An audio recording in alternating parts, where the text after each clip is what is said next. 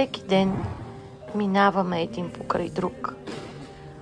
Понякога не забелязваме, че до нас върви човек с различен път, различен ритъм, но все пак със същото сърце като нас.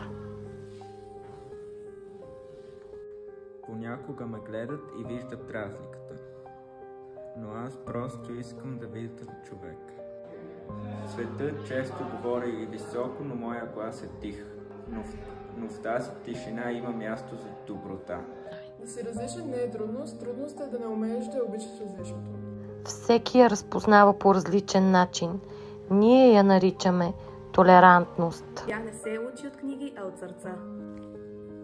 Тя е приятелство без граници. Тя е мост, който строим всеки ден. Да подадеш ръка, когато другият се нуждае. Да вярваш, че заедно винаги е по-добре. Да подадем ръка, да прекараме време заедно.